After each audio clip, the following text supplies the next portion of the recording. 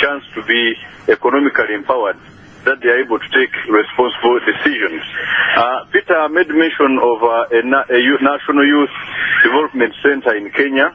I'd like to say that Uganda is doing even better than that, I think, because we are the ones helping Kenya to set up the National Youth Council of Kenya, and they have lessons they are taking from us.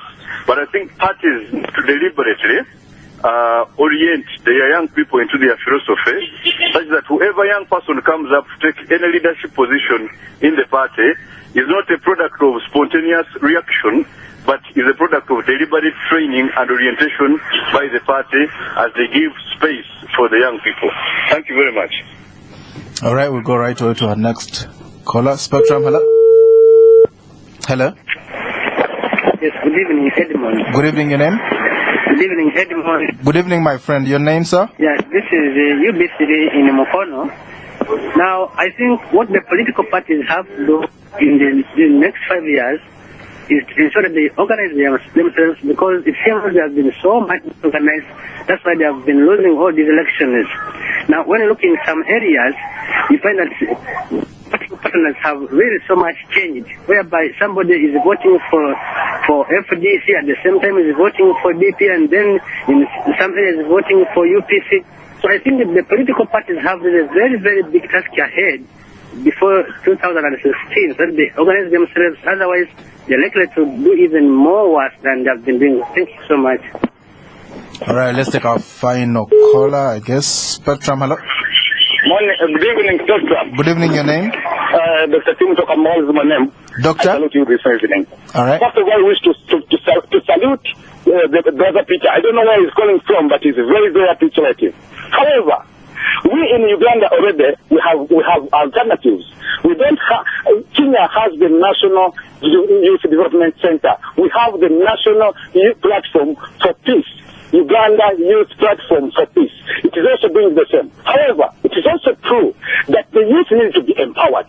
The question of referring to the youth as leaders of tomorrow. Of course, when one is poor, cannot even plan for becoming a leader tomorrow. And two, why should we have leaders tomorrow who are very poor, very hungry, so that they reach positions of leadership when they start with embezzling, when they start with the cheating? So the only way we can get better leadership, one, is to involve the youth, and I'm happy that the old guys have been voted out by the voters.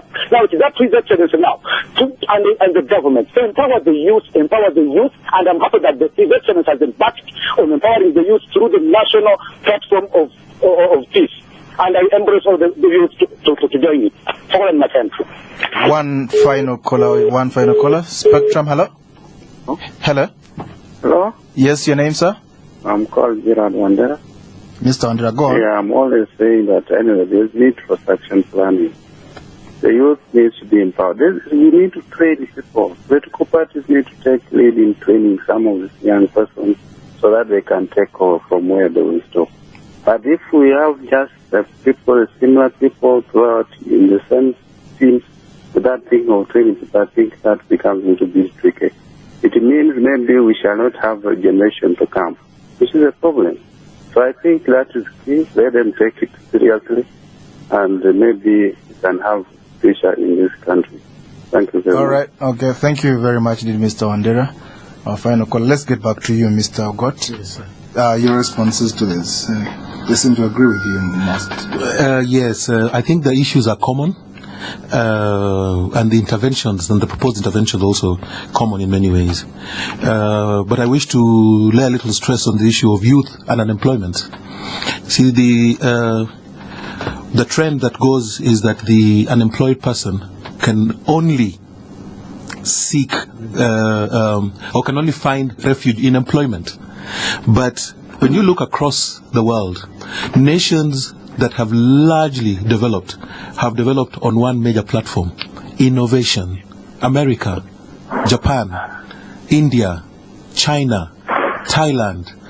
The focus has been on innovation, right. Not just education, but innovation. Right. And leadership across is moving from innovative towards innovativeness as the priority issue, more than education as the key issue.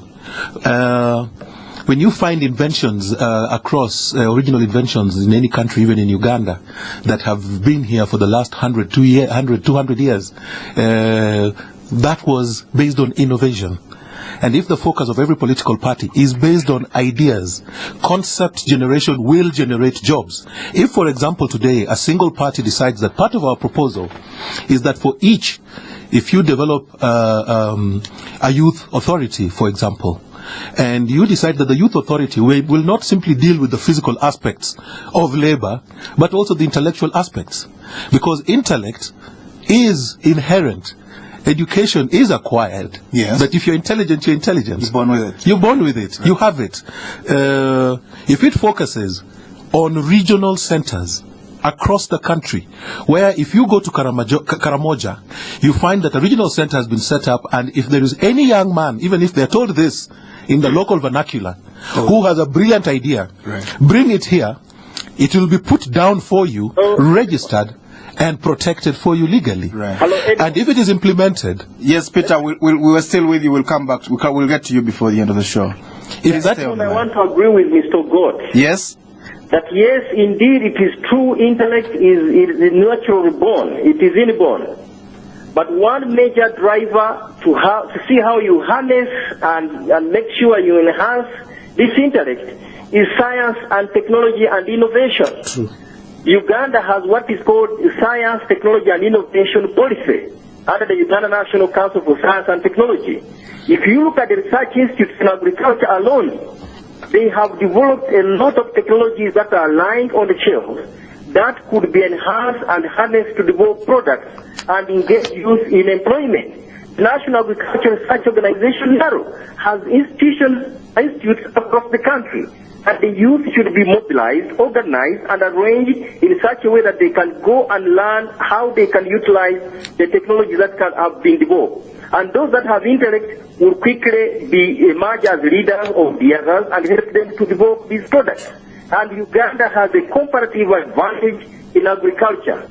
And for a long time to come, agriculture is going to be a driving force of our economy, no matter how much oil we shall pump out of Lake Albert. Agriculture will be a major driving force for our economy. So we must see how these youth can be engaged in agriculture and also using science and technology innovation. And also ICTs are a major area where youth who have gained better grades in terms of degrees and diplomas can be used in developing information communication technology products. And we can do this looking at how Malaysia, South Korea, and Singapore have developed. This is possible. There is no magic about it. It's not rocket science. It is possible to do it. All right. And yes, we can in Uganda. All right, interesting. Peter. Yes, you can conclude. I was just continuing on the issue of innovation and education. All right. Most of the time, or a lot of the time, you find that the focus has left out a large percentage of able-bodied people who can think, courtesy of their lack of adequate education. Right. But this may also, there may be consideration by educational experts, whether there can be the possibility of adding to the curricula one simple class called Innovation and Origination. Right. It's like a general paper, where you walk into that classroom, and your role is to come up with one good idea, however idealistic it seems.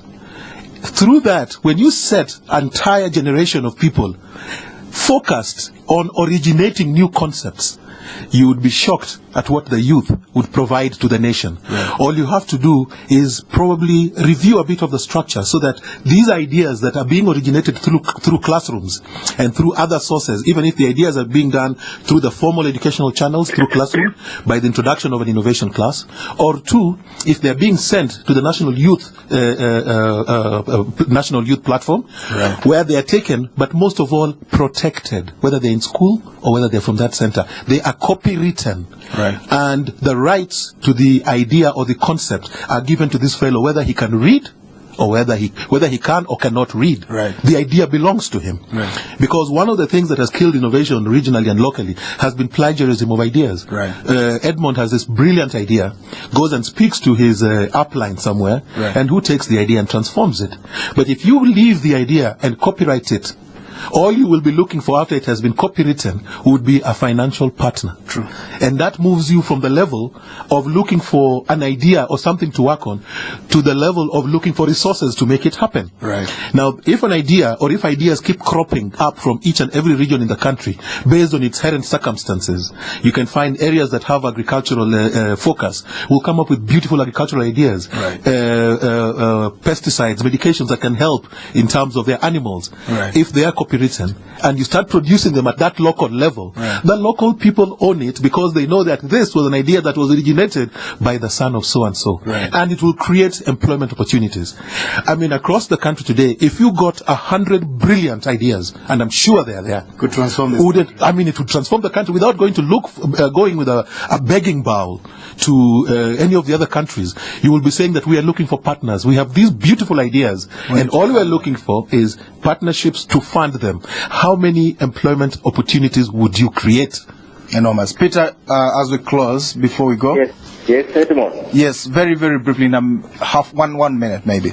Well, I want to say that thank you very much, Spectrum, for having brought me on board. Edmond, I'm specializing in science communication. That's why you see I'm not very visible in the ordinary media in the country. Yes. I'm specializing in science communication, and one area where my organization, the Science Foundation for Livelihood and Development, which is SIFOL, is to empower people with the knowledge about the importance of science and technology and innovation in our lives. And I want to say that whatever you do, even you, Edmond, as you walk and maneuver around the corners of Radio 1, you are using science to make sure you don't knock yourself on the obstacles along the way.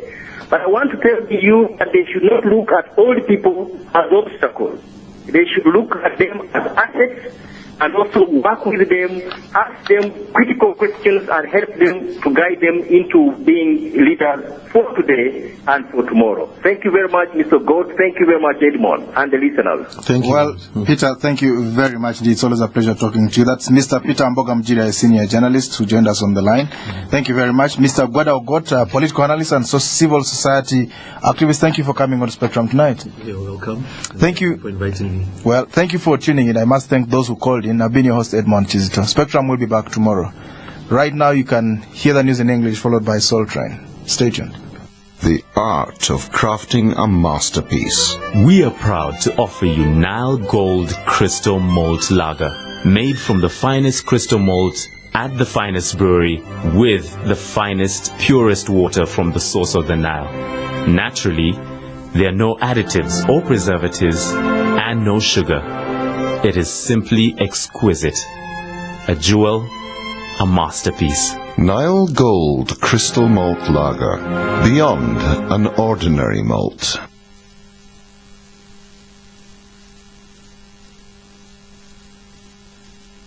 Spectrum on Radio 1 FM 90. Watch it on your PC or cell phone now. On your PC, go to radio1fm90.com. Choose Spectrum Videos. Then choose the Spectrum video that you like to watch. On your cell phone, visit youtube.com. Search for Radio 1 Spectrum. Choose the Spectrum video that you like to watch. To get these directions again, SMS the word Spectrum to 7197. Spectrum on radio1fm90.com.